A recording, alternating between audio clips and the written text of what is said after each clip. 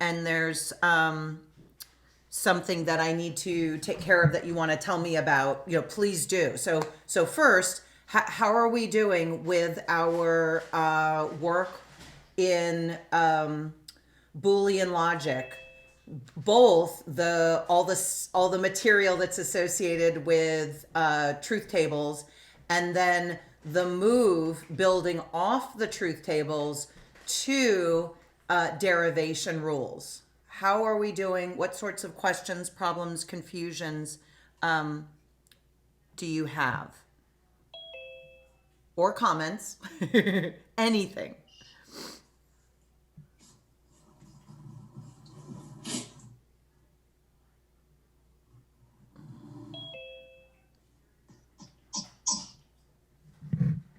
And, uh-oh, hold on.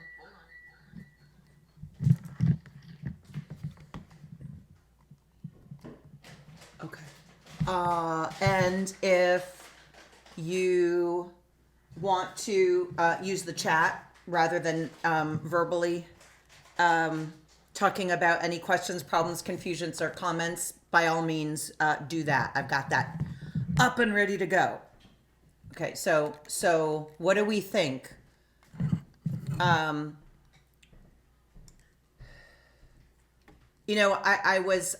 don't know if the following will help you, but I was thinking about this experience I had the other day working with some folks on logically equivalent sentences. And so I asked a question. I said, are these two sentences equivalent? And I wrote each of the sentences out in ordinary English. And the class member said, yeah, they're equivalent. And I cocked my head and I thought, well, that's interesting. Why? My first response might have been to say, well, no, they're not equivalent, and let's talk about why, right? But I thought, well, tell me what you're thinking when you think equivalent, right? So we ended up having this conversation where, I had, I think, erroneously assumed that we had already established the idea of logical equivalence. Now, we weren't talking about truth table equivalence like what you and I have been working on. It was the broader concept of logical equivalence. So, if two sentences are tautologically equivalent, that is, they're truth table equivalent, they're also more generally logically equivalent.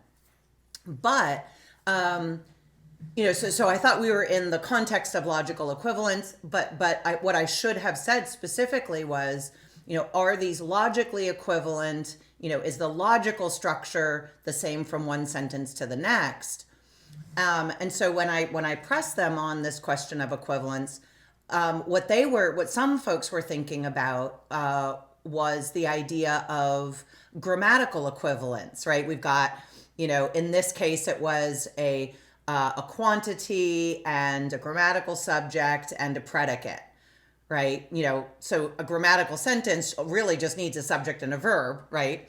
And so they thought, yeah, these two sentences are grammatically equivalent. So as we drilled down deeper, I saw, that was the case and so forth. And then we had this, I hope, robust conversation about the difference between kind of saying, let's say, something that is synonymous with something else, saying that something is equivalent in terms of, let's say, grammatical structure, right? Versus equivalent in terms of logical structure, right? So I mention this because, I may assume as we're trotting along in this class that, what I'm saying is clear, makes sense, right? And everything's fine. And in fact, that may be, right? But if it's not, right, I want to make sure that your voice is heard, right? Because this is for you. I want to make sure that you're comfortable with what's going on. So at any point, you should feel free to say, hey, don't know what you're talking about, right? Don't think, for example, that, well, I better not say anything because I'll stop the flow, or I better not say anything because I'll be the only one who has this question. No, I want to hear from you. Your classmates do too. Okay. So let's do this. Can you give me, sadly, we don't have a thumb sideways, but give me an indication, a thumbs up, a yay, whatever works for you. Give me an indication of what your confidence level is with the truth table material, right? How we use truth tables to assess a sentence's truth values, to determine truth values and then assess a sentence's status. Is it contingent? Is it logically true? Is it logically false? Or that is it a tautology or is it a tautfalsity? Are two sentences truth table equivalent? Is the argument valid? What's our confidence level? How many people say thumbs up or some version of thumbs up? Jasmine, good, good, good. Anybody else? Don't be shy. Dominic, thumbs up. Okay. So we've got some thumbs up. Within the thumbs up group, questions, comments, thoughts.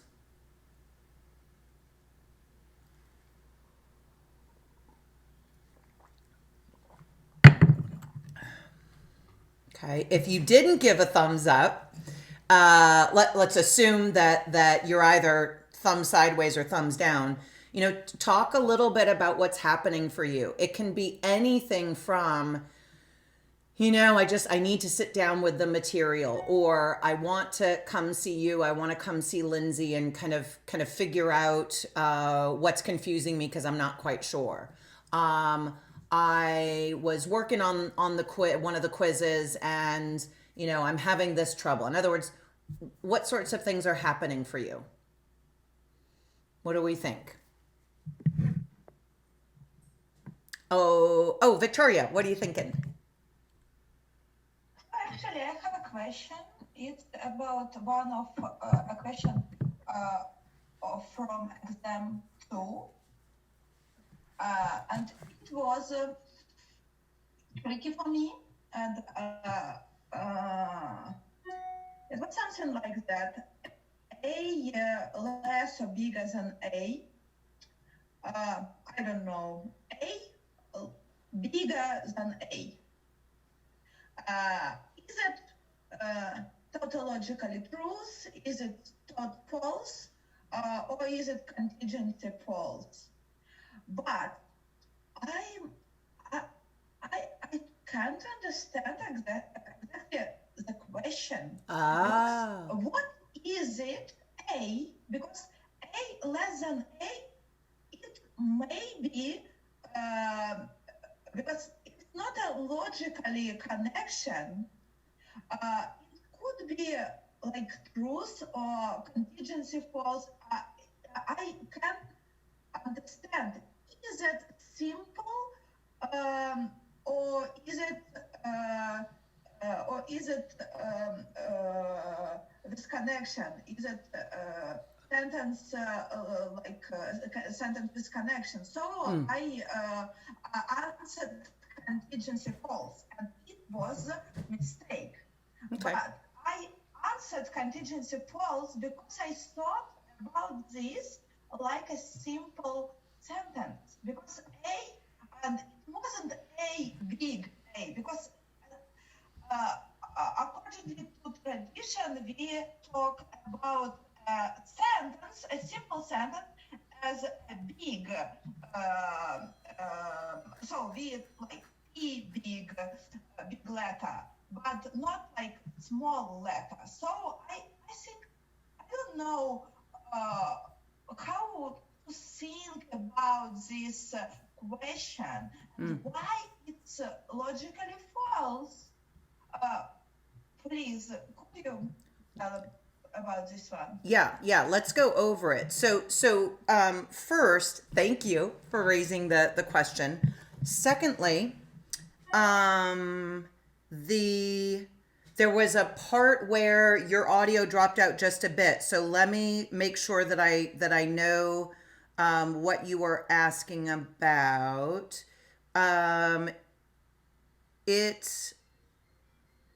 Let's see. Exam 2. Exam 2, question. I think number 8 or something like that. It was not from it wasn't the first questions. And it was a lot of sentences, which one we have to answer. Is it tautological? Is it tautologia? Or Right. false? Right. Or contingency false? And one of them is A, and I can't remember. It was Oh. A, less than A. Right. So this is weird. And I can't understand this question. And what means A in this sentence? Hold on just a sec, because why is that show possible answers for? Now I don't know how this happened, but let me do this. All right. Bear with me for just a sec, everybody. All right, so I'm gonna hang tight because I'm gonna share my screen, and then we want to know about sentence 6. Yes, exactly. A is greater than A. Okay, so Less than A, actually. or yeah, sorry, A is less than A. I'm sorry, you got flip it for the other way. Thank you. So here's the question: if we understand the greater than and less than symbolization, right? We ask ourselves, can A be less than itself? That's effectively what we're being asked here, right? And the answer to that is no. If we, I think what you said, and this is interesting, what you said is, well, but if I put the sentence into a truth table, since the greater than, less than symbols are not truth functional, you would just get 2 rows. It's an atomic sentence, and you get true, false, right? Yes, exactly. And that's what, false. And that's what you were thinking of. But here's the question. Notice up here we've got logical truth but not tautology, logical falsity but not taut falsity. Is it fair to say that when we are looking at just the meaning of what you and I understand as the greater than, less, or less than symbol, that we understand what the symbol signifies, so that we can say it's impossible for A to be less than itself? Does that make sense?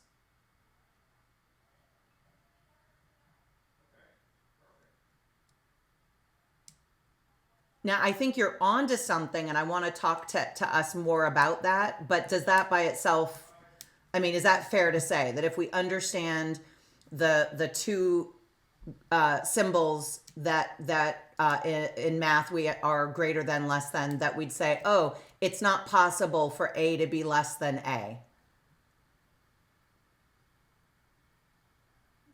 If it's in one language, yes, for sure. Right. But A can be less than A. Right. But your point is, depends of our language and how we choose what is A, and is it okay? Yeah. but you know what you've done, Victoria, which is really, really interesting, is you've said, well, but when I put this sentence into a truth table, it comes out as a contingent sentence. Yes. Exactly. Yeah. Right. Okay. So here's so I think that the instructions need to be clearer. Here's why. The goal was to have us just look at a sentence in terms of what we understand the meanings of the symbols to be. And based on the meanings of the symbols alone, can we say something about the sentence being either always true, always false, or contingent, right? And so that's why we have those bullet points. But I see the point you're raising, right? You said I interpreted the instructions to say, well, on one interpretation, I get a logically false sentence. But if you ask me to put it in the truth table and you're not telling me not to, it comes out contingent. Yeah, that's a really good point. I'll make the instructions clearer, and then I'll go back into the exam and I'll look at each person's exercise and then add the points back accordingly, because I can see where some confusion was generated.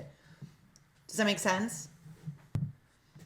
Okay, so I'll leave the window up so that I can remind myself to go back in. But, Victoria, don't be shy about letting me know if what I've just said is a reasonable response, right? So the idea is to update the exercise so that the instructions don't involve, or the instructions say, not to generate a truth table. That, or the answer choice should involve multiple layers, right? So it could say, one answer choice could say, for example, from the standpoint of a truth table, this sentence is contingent, but from the standpoint of the meaning of the the meaning of the lesser than symbol, the sentence is logically false. Thank you a lot. Yeah, that's really helpful. Good for you. This is exactly the sort of thing that we want to do, right? So in other words, so what Victoria did that I think is really helpful for all of us is, she said, well, I want to take the exercise apart, right? And that's exactly what we've been doing with language, right? We've said, look, let's interpret the sentence from this particular standpoint. And when we do that, we see, so remember, for example, that I had given us as an example of a non-truth functional sentence, the identity symbol, right? A is identical to A, and we threw it in a truth table, and it comes out true on row 1 and false on row 2 because there's no truth functionality, right? There's no operator, right, to work on the sentence. The truth table doesn't know what the identity symbol means, right? So sorry, I started the sentence in one direction, then I veered. But the point is that we did together exactly what Victoria just described doing on the exam. And in so doing, highlighted the fact that the instructions should be more comprehensive, or the answer choices should be more comprehensive. So yay, let's keep doing that. That's awesome. Any other questions about that work so far? Were you comfortable with everything else? And just as a reminder, I always like to go back and edit and improve and revise exercises, notes, exams, and so forth. And one of the things that I've been doing with the exams for this class is I've just recently, as I've mentioned to you, because of our situation, working entirely online, moved to this textbook.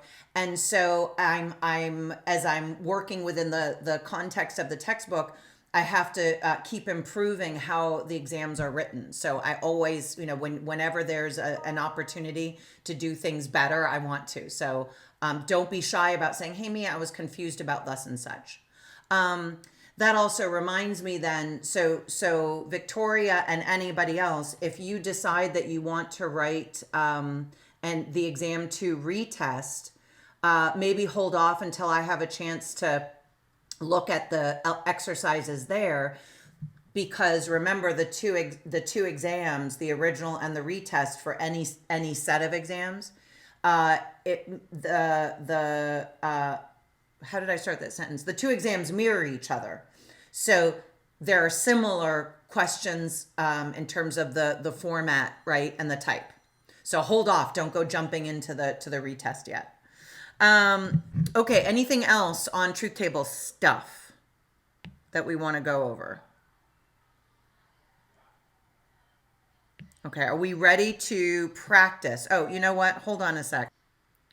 Okay, so what we're doing is finishing up the rule sheet that we had, the rules that we had started working on the whiteboard.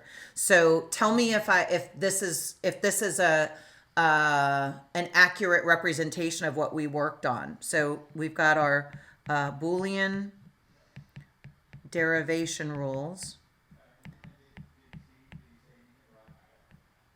So Sorry, Professor, I have a question. yeah, what do you This think is in Ziba? Actually, I'm looking for application. You type next week about like how we can go. You remember about one application?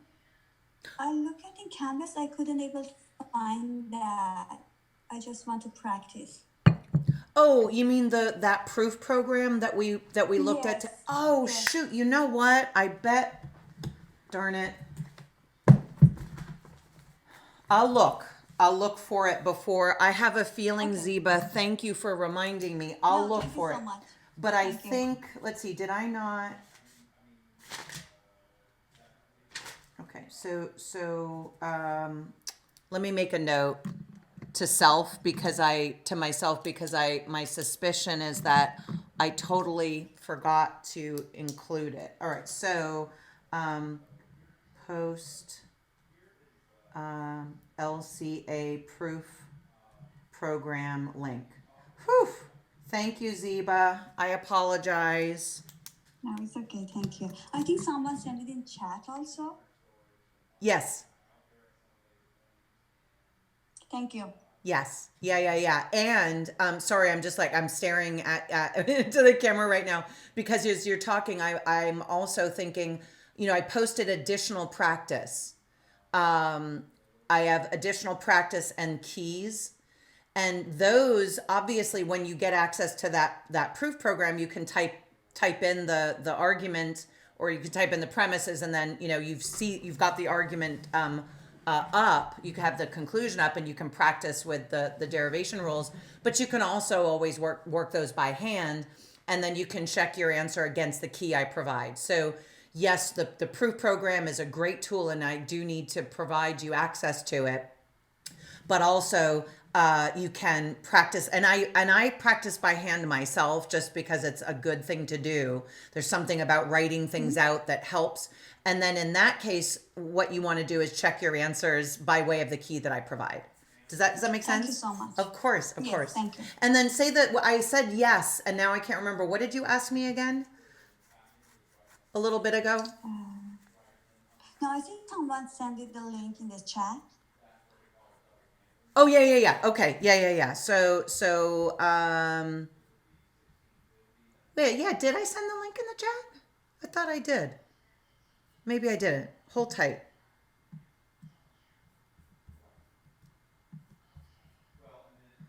I'm just grabbing it right now.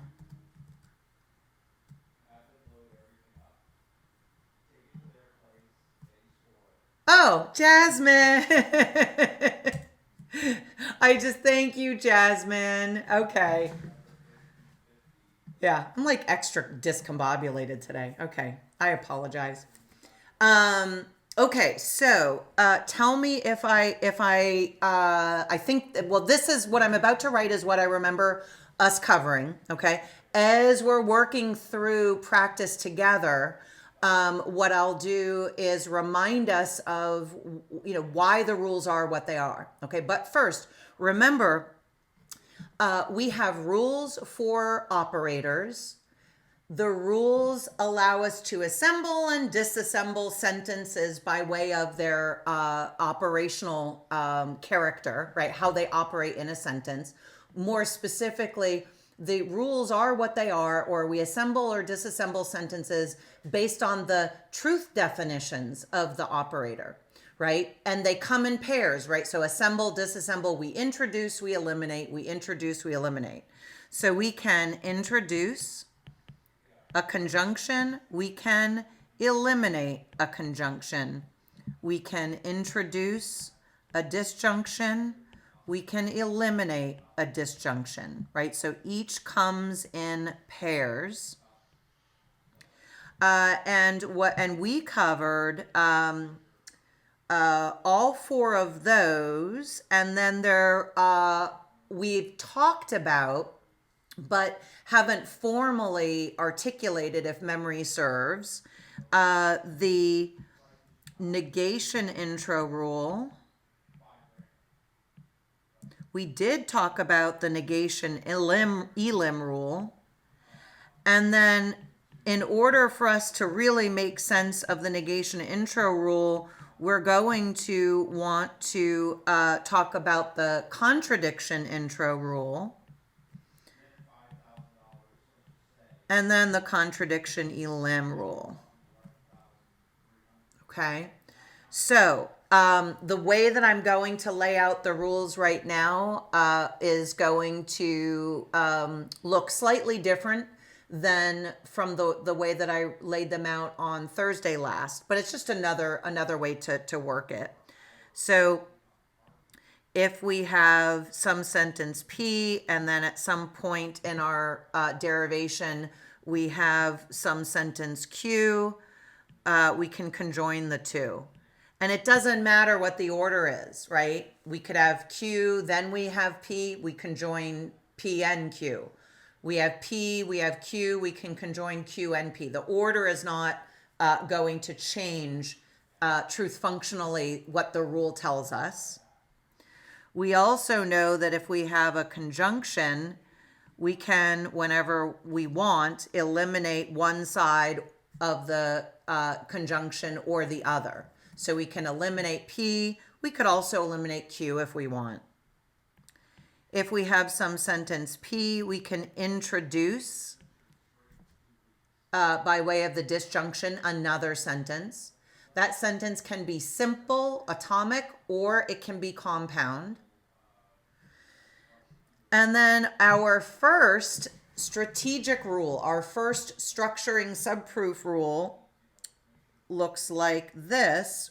When we have an or, we can prove the sentence we want by first assuming one side of the disjunction, that is, assuming one of the disjuncts, and then once we get the sentence that we want, exiting that subproof and starting another subproof, where again we assume one side of the disjunction, but this time it's the right side, derive the sentence we want, so that we can say, look, when I have a disjunction, whichever disjunct I say I have, I've got Q. So in either, or sorry, I've got S. So in either case, I've got S.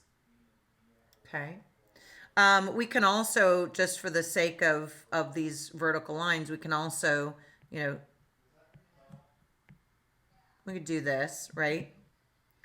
Then the last one we worked on, I think on Thursday, was the negation Elim rule. When you have two negations, you can eliminate them because not P is equivalent to P, right? Now I'm going to provide you, just to make more sense of let's leave it at that. Okay, so we've got our negation Elim. The last set of rules that we want to talk about are the negation intro rule, where you assume a sentence. From that sentence, you generate a contradiction, which then tells you that the sentence is not the case. This is a powerful rule. This is the symbolic logic formalization of what's known as the reductio ad absurdum, the argument to a contradiction, where argument to absurdity, where an absurdity in logic is a contradiction, right? That is, a contradiction is saying that something is and is not the case. Okay. Now, notice that the negation intro rule makes use of the contradiction intro rule. So if you have some sentence P in your proof, and then at some point you get its contradiction, you derive its contradiction, you can say, I have this contradiction, right? So notice that the contradiction intro rule, right, is effectively tucked in to the negation intro subproof rule. And then there's this rule that we talked about a little bit, right? From a contradiction, anything follows. So once you generate a contradiction, you can assert whatever sentence you want or need to move forward in the proof. Right? So contradiction elim is also a powerful tool for us. Right? The understanding, I hope, of the truth table contradiction, the truth functional contradiction, allows us to see how it is that the contradiction rules work. Okay? Any questions about these so far? And our last rule, by the way, is the reiteration rule. Right? So when I say I have P, it follows that I have P. And we typically use reiteration when we have a sentence as the start of our assumptive sequence, right? So a subproof sequence. We assume some sentence. We reiterate it if that's all that we need to do and we need to exit the subproof. Okay. Does this ring bells? How are we doing? What do we think? So far, so good, I hope. Okay. Yay. Let's go ahead and get some practice in. Now, so thanks again, Jasmine. You were a lifesaver with the proof machine. Question for you, as we're practicing, do you think you're going to want to enter a given argument into the proof machine if you're on the site? I ask because I'm trying to figure out the best way for us to practice.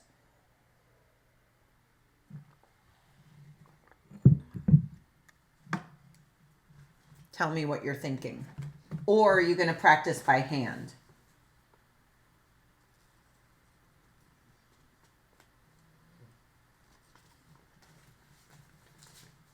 Oh, nice. Okay, Jasmine. Yeah, that's a really good approach. Does everybody see what Jasmine said? I practiced first, then used it to check my work. Good. Okay. So let's do this. Let's go. We'll just keep working by hand.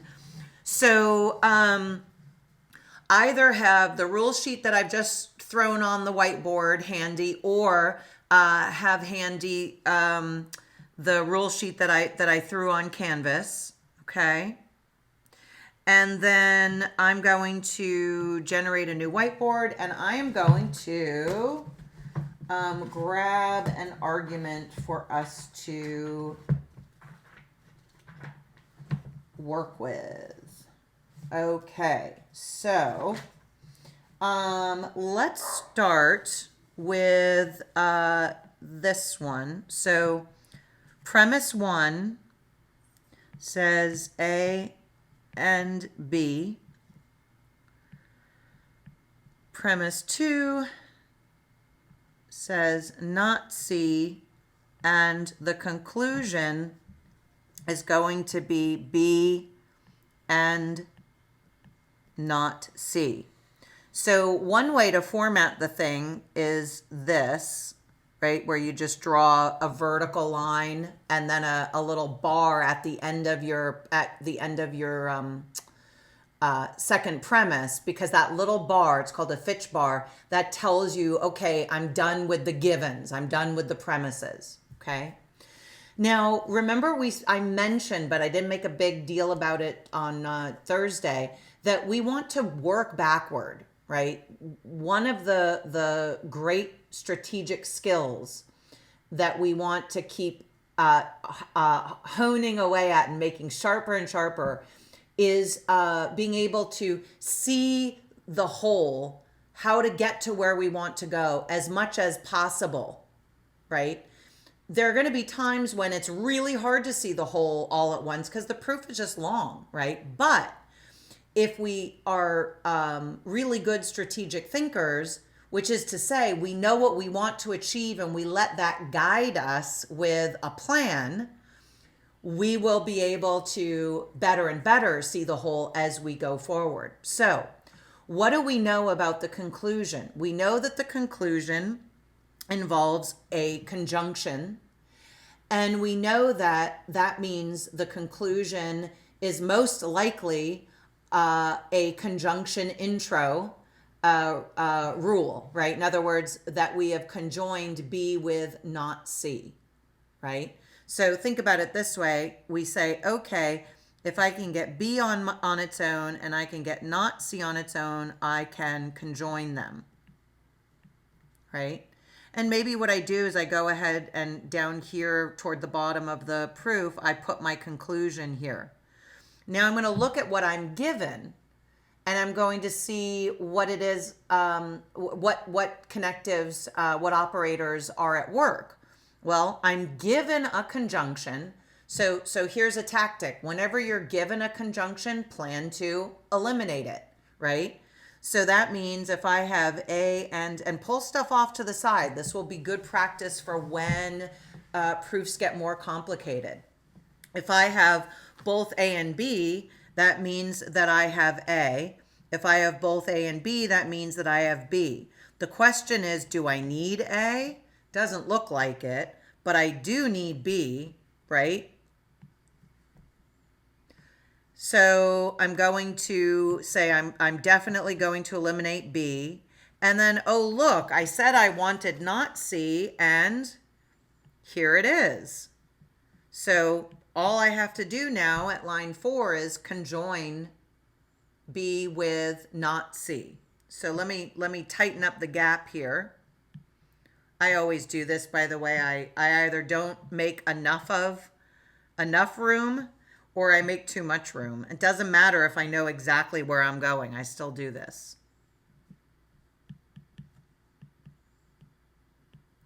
So I say, okay, line 3 comes from line 1, conjunction Elim. Actually, let me change the color because I don't want to erase this other stuff so that if it helps you, you have reference to it.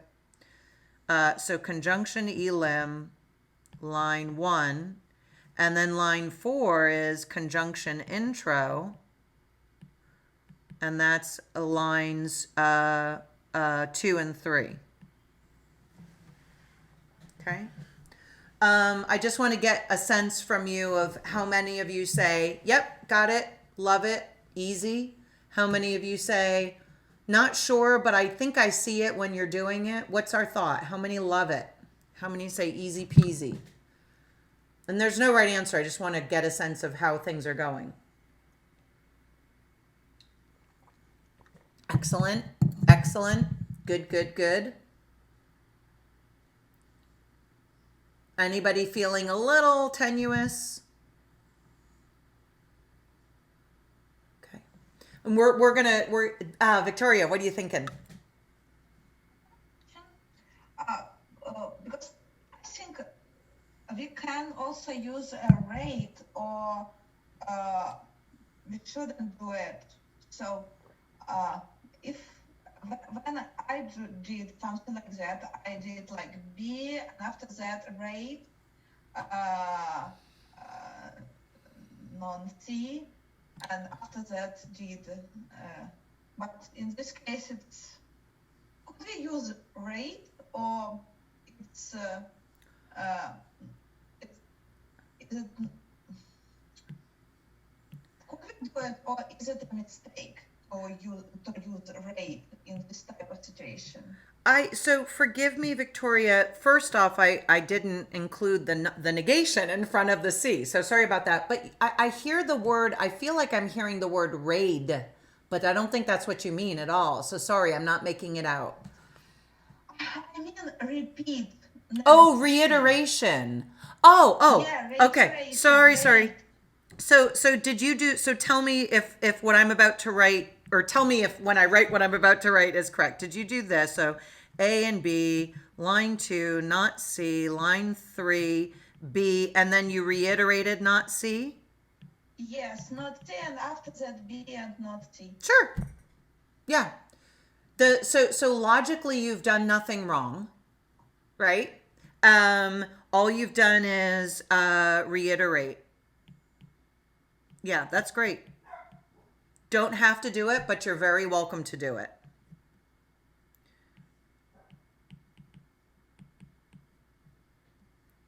And then what did we say? So now, and then what you did was conjunction intro 3 and 4. Sure. Yeah, so here's, so a logician might say, well, the shorter the proof, without skipping any steps, right? The shorter the proof, the more elegant it is. But if it's done correctly, which is to say, if all of the rules that you need to use have been used, right, then it doesn't matter. So reiteration is a perfectly legit tool for you to use. Great question. Thank you for that. Okay. How about, sorry, I'm just going to go in here. All right. How about this? So A or not B, B, so A.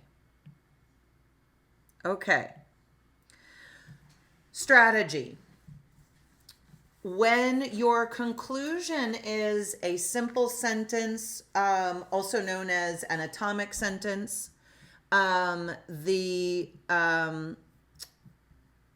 sorry, hold on just one second.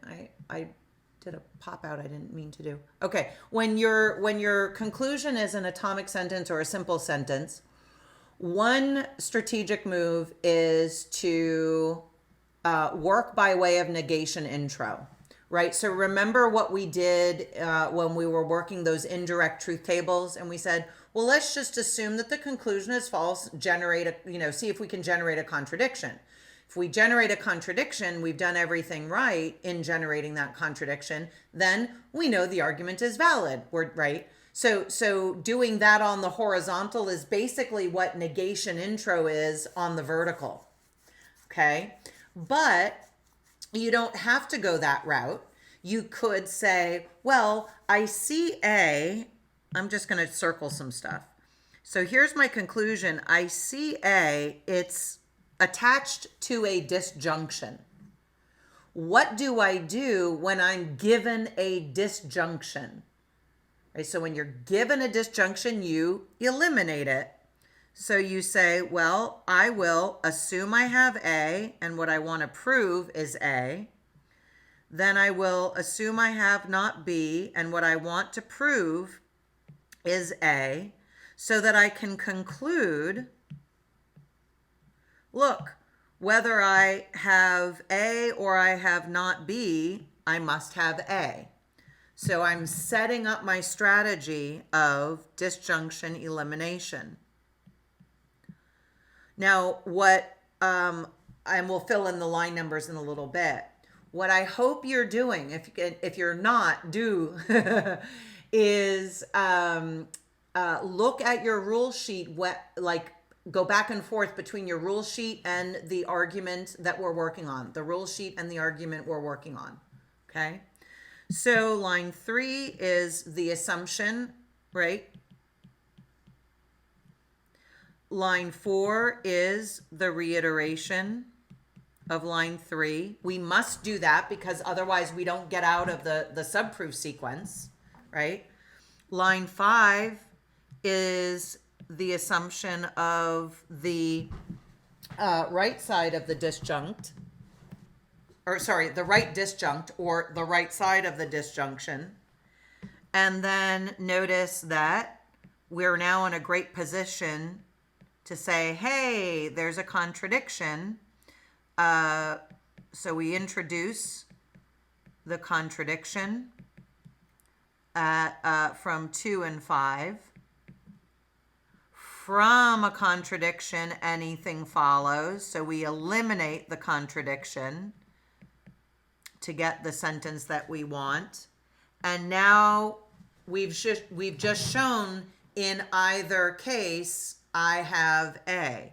So from lines 1 and then as a group, 3 to 4, 5 to 7, I've proven the sentence A. Now, I trotted through that, right? Here's what I'm thinking when I'm trotting through it. I'm thinking, okay, we just embarked on this last week. People may or may not have done a lot of practice. Let's see where we are. Let's see how you feel. So, check with yourself. As I'm trotting through this, had you already anticipated what was about to happen? Had you not anticipated but still followed what was happening? Did you feel like it was hard to keep up? Right? So depending on how you feel, we make a plan, right, for either the level of difficulty of exercise that you're doing, or a plan for more practice, a plan to maybe talk through the material some more, because we've already said that some of us really need to understand the concepts before the skill set can be honed, right? And then some people say, I just need to, I know what the rules are and I just need to practice, right? So think about how you're feeling. Did this go fast? Not super fast. Or you anticipated? Lines 3 and 4, good, Jasmine. Show both assumptions. Right, great question. So everyone, Jasmine says, do we have to show both assumptions? Yes, we do. And here's why. Remember, when we're given a disjunction, we don't know, we're told the disjunction is true, but we don't know if it's true because both of the disjuncts are true, one of the disjuncts is true but not the other, or the other is true but not the one. So we must say, look, I'm going to exhaust my cases, right? I'm going to assume that this side is true and derive what I want. Then I'm going to assume that that side is true, derive what I want. So I can say it doesn't matter how the disjunction is true, I get the conclusion that I want. Right? It's a quite nice rule for us to have. Proof by cases is pretty robust. Does it now, Jasmine, have I answered your question? Don't be shy if I haven't.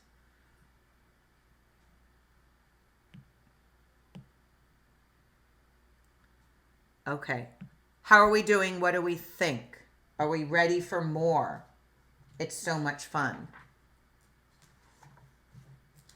All right. How about how about this?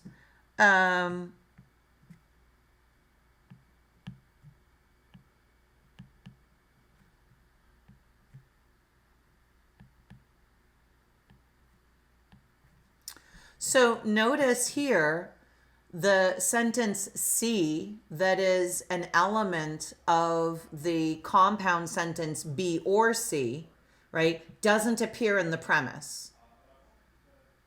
And so you might say, oh my gosh, how am I supposed to get C from the premises when it doesn't exist there? In other words, we typically think of a valid argument as having everything we want in it, rephrase. We typically think of a valid argument as having everything we want in the premises, and all we're doing is just demonstrating, we're extracting all the pieces that we want from the premises to get to the conclusion. Well, we are still doing that. Remember, disjunction elimination says if I have a sentence, in this case B, I can introduce the disjunction, which gets me C. I can introduce any sentence I want. Why am I allowed to do that? Well, remember, the disjunction is true as long as at least one of the disjuncts is true. So if I prove that I have B, then it means I must have at least B or C. Right? So line 2 is an elimination, and then line 3 is an introduction. Right? So what do we have? We have conjunction elimination from line 1, and we have disjunction intro from line 2. What do we think?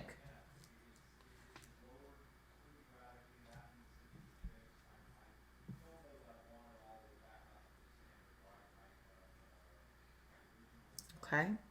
Let's keep going now. Notice I've largely been using fairly uncomplicated compound sentences, right? But we can make sentences that are wildly compound, that are really, really compound, and we still use the same host of rules that we've been given, okay? So for example, let's try this.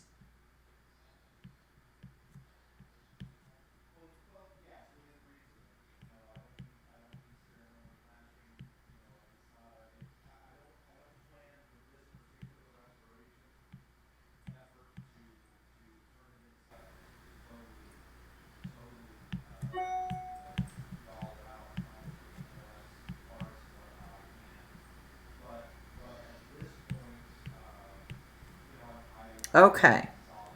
Sorry, I forgot to work our vertical line earlier. All right, so we've got 3 premises. The conclusion that we want is a conjunction. Now, earlier when we wanted a conjunction, we said, oh, when we want to achieve a conjunction sentence, we typically conjoin 2 elements, right, to get it.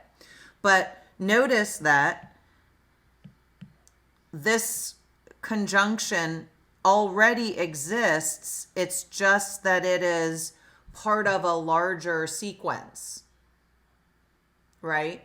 So the question that we have to ask is this: how do we dismantle B and C from the larger, I said sequence, I should have said the larger sentence. How do we dismantle B and C from the disjunction? Well, how do we get rid of disjunction sentences?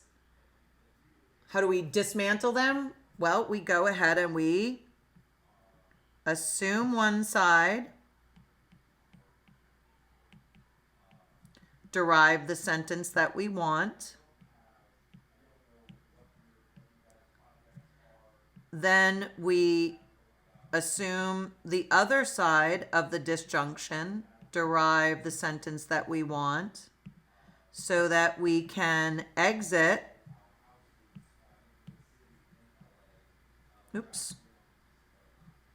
and say, therefore, B and C.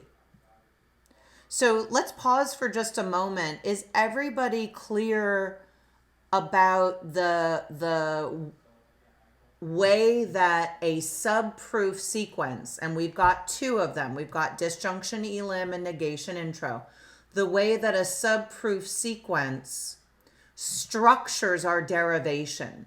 So we really like subproofs because they're they're like a blueprint for us to get to where we want to go. Okay. Now, I also said that we want to work backward, right? Well, let's work backward from this first sequence. So here's line 4. Here's our assumption, right? So the sentence that says B conjunction C, right? That is either going to be the combination of the sentence B with the sentence C, right? Or it's going to be achieved some other way. Now, it's pretty clear, I hope, that we're going to have to achieve the sentence B conjunction C not by way of conjunction intro. Why? Because look, in your premises, there C is not alone anywhere and there's no real way to extract it. But what we do see though is this. We see that A and B can be conjoined, which contradicts line 4. So line 5 is the introduction of a contradiction from 2 and 3. 6 is the contradiction, the introduction of a contradiction from 4 and 5.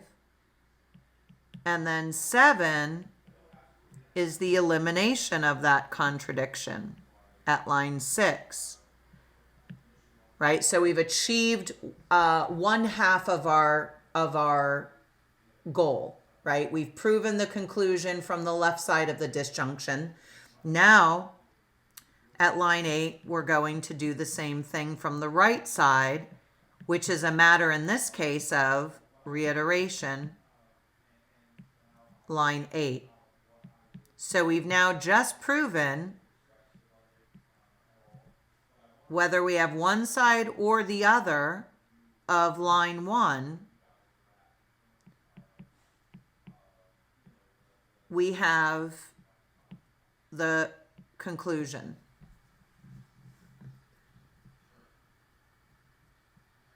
Thoughts?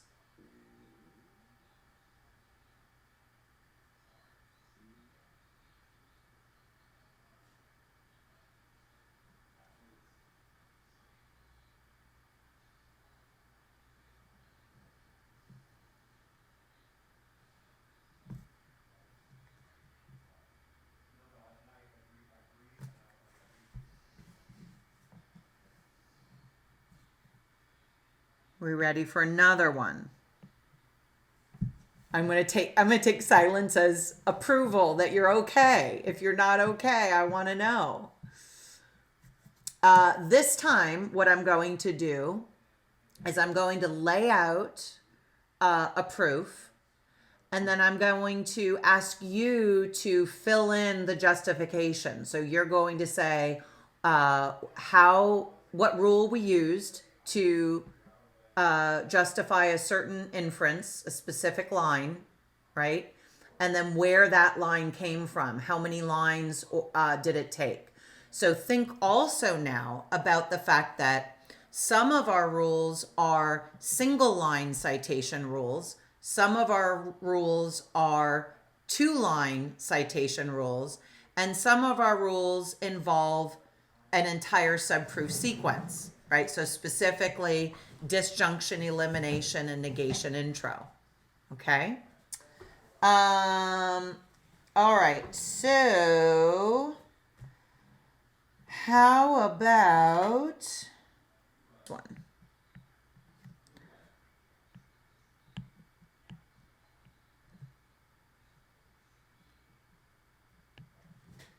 Yeah.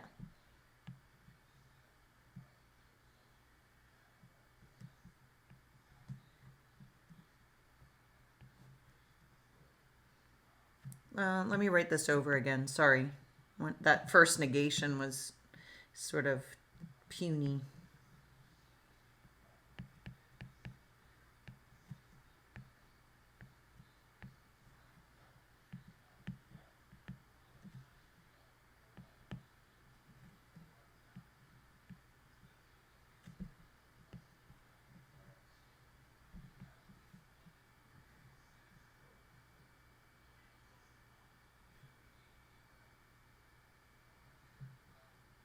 Oh, what did I do? Sorry, hold on. I was changing some letters around. I messed something up. So, A, B, C, not A. Oops, I'm still here. Not A. So that's going to get us not B.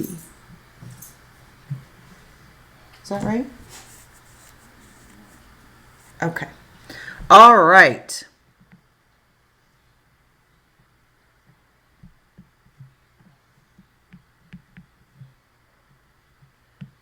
Now, there are a couple of strategic approaches we could take. And sorry, my line is not very straight.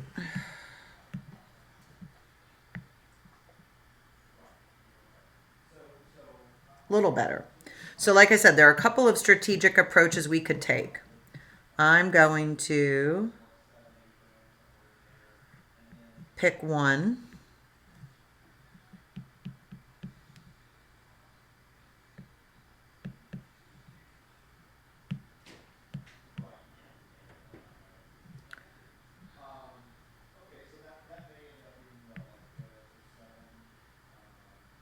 And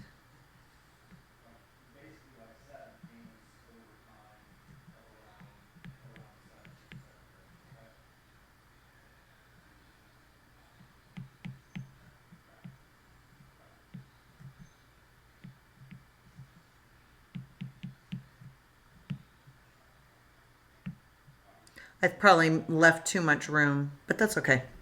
All right. So, first question for you. Look at the blue, structuring subproof. Look at your rule sheet. Look at the blue, structuring subproof. Look at your rule sheet. What is the rule that we're using? What's the strategy? What's the strategic rule? What's it called?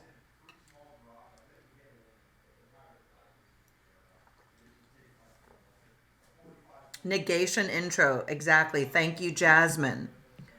Okay, so it's good for us to do the following when we're laying out the structure, especially if our proofs get long. We want to make sure that we write out at the bottom what it is that we say we're going for. Okay? So negation intro. That way, once we get there, we won't say, now, what was I doing? What was I trying to prove? So negation intro, and then we'll have our line numbers 4 through however many lines it takes. Okay, now do me a favor. Look at the green subproof.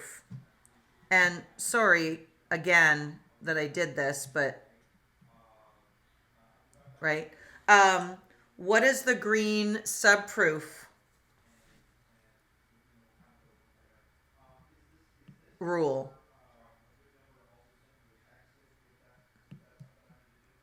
I'm just going to move things up a little bit so I'm not, so that the gaps, you don't think that some of the gaps need to be filled?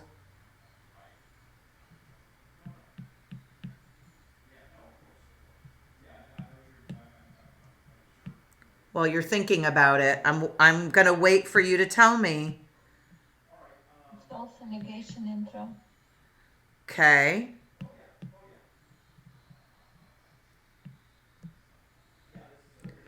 But here's my question. I can see why you think that, but notice that the green subproofs that we're looking at, they're on the same line. Notice that the contradiction that ends the first green subproof rule, right, is not followed by an exit of that subproof, is it? Instead, the end of that subproof, right, is followed by on the same line, not indented, right? So it's not a double nested subproof, on the same line is another subproof.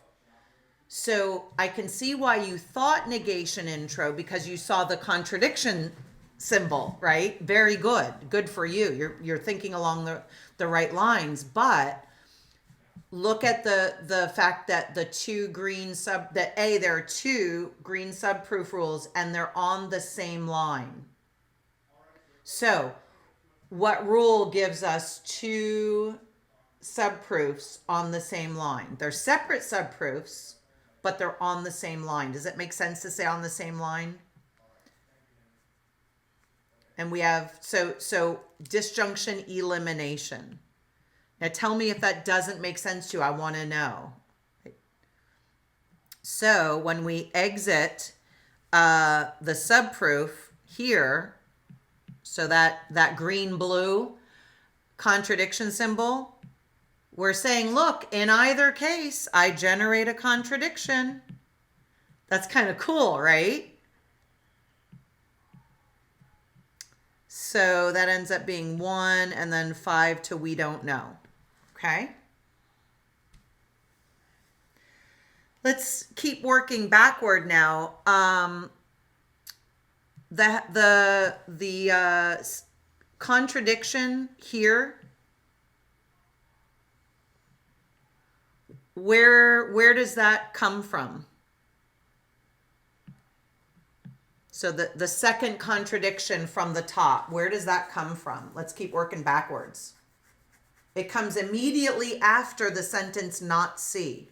So what is not C contradicting?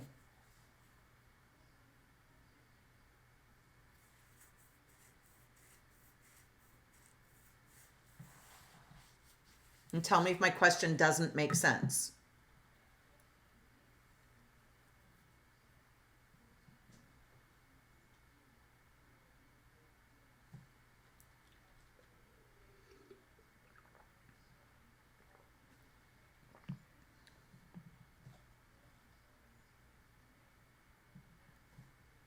Anybody?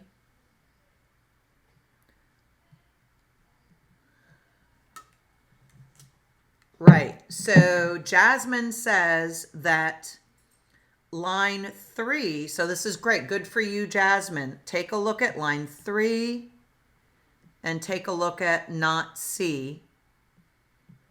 Right? Contradiction intro. Lines 3 and should end up being 7, but I haven't numbered them yet. We're looking at the lines. Good. Okay. So notice now that second green subproof has been dealt with. It's been discharged.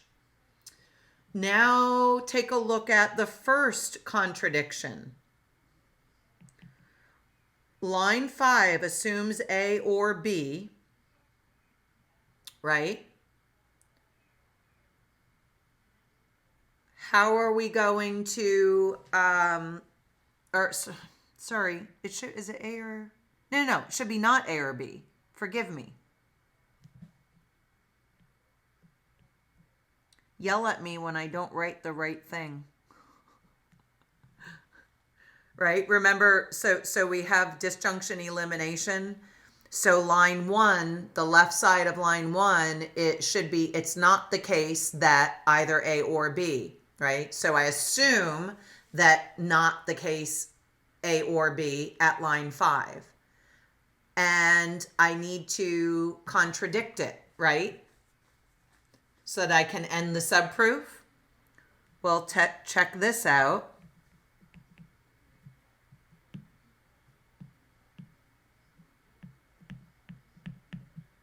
Where do we get line 6? If I have A, I have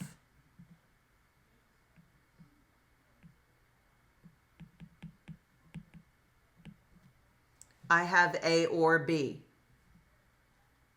And if I have A or B, I have a contradiction.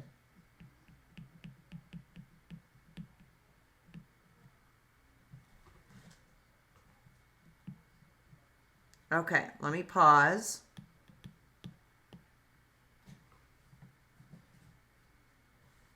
How are we doing?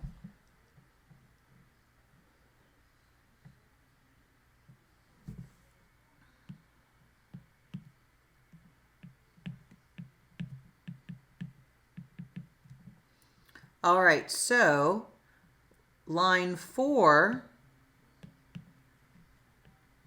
is an assumptive step. Line 5 is an assumptive step. Line 6 is the introduction of the disjunction from line 2. Line 7 is the introduction of a contradiction from 5 and 6, after I clarified what I had written, sorry. Then we're done with that side of the disjunction elimination subproof. Line 8 is an assumption. Sorry, I don't know why I wrote that in blue. That should be in green. Line 9 is the contradiction introduction from, as Jasmine said, from 3 and 8. Then we exit that disjunction elimination subproof sequence at line 10. So lines 1, 5 through 7, and 8 to 9 get us the contradiction of the assumption at line 4. And so we can thereby get out of the negation intro subproof sequence, and we have lines 4 through 10. So let me pull these off to the side real quick. So this was our structuring subproof. And then this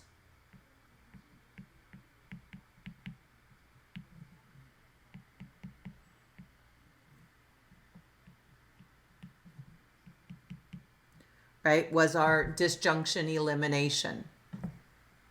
Okay, so it's not the case that A or B.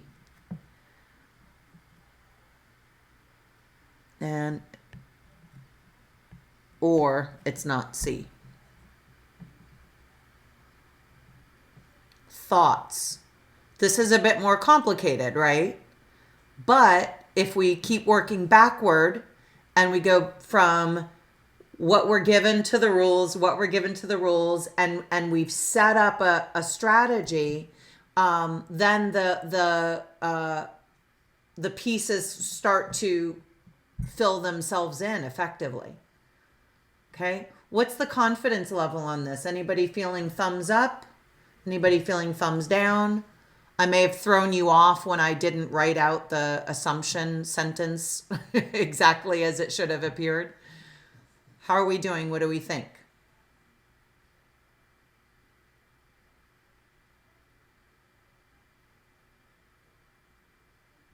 Should line 10 be green or blue? It's a great question, Arshak. It's kind of both, right? So it's what gets you out of the green nested subproof, right? But then it's back on the blue structuring subproof sequence line. So it's related to the green, but it is part of that main structuring subproof. It's not the main line of the proof, it's the structuring subproof line. Does that make sense? Yes, thanks. Of course. What do we think? We ready for or do you have questions, problems, confusions, comments? I don't want to just jump into another one if you've got some issues here.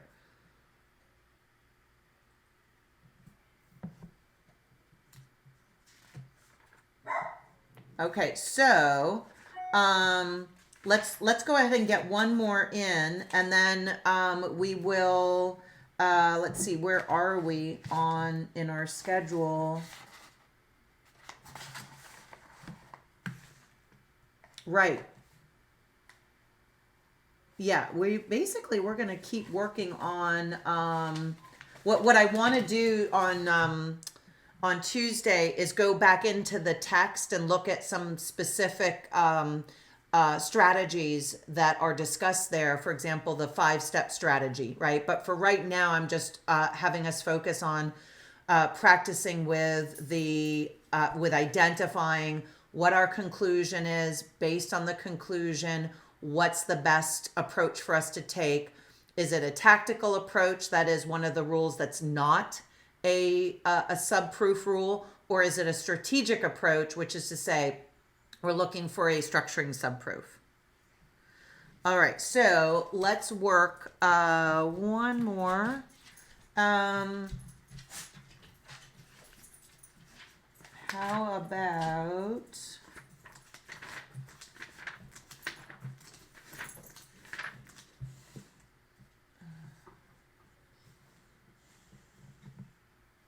all right. Oops.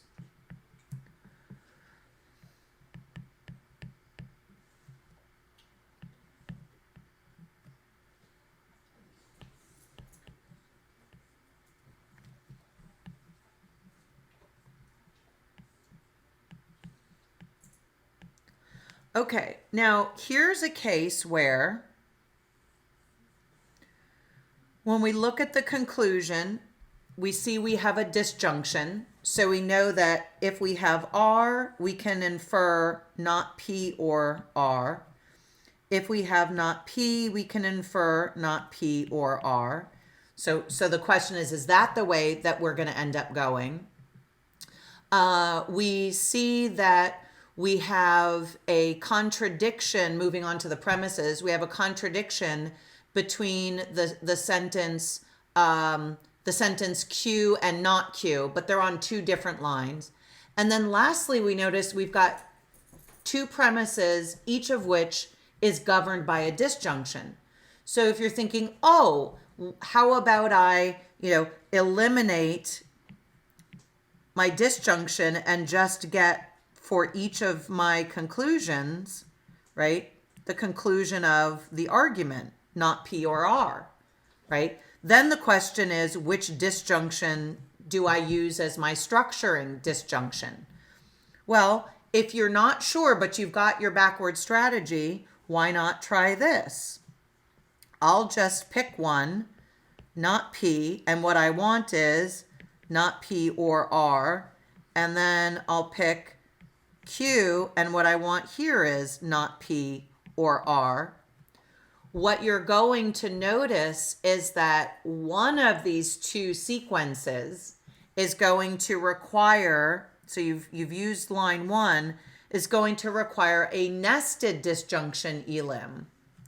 So, not Q, so P or R, R, therefore P or R, P or R. I know that what I wrote looks really unattractive, but I'm racing for time. So let me make it a little bit prettier.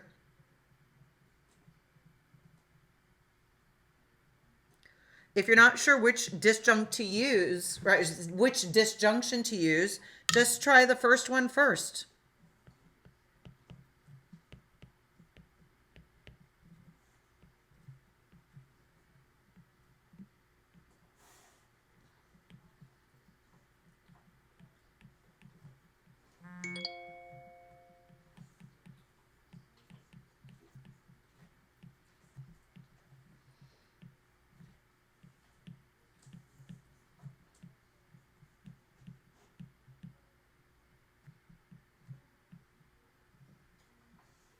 Okay, so here's what I'd like you to think about doing. We're at time.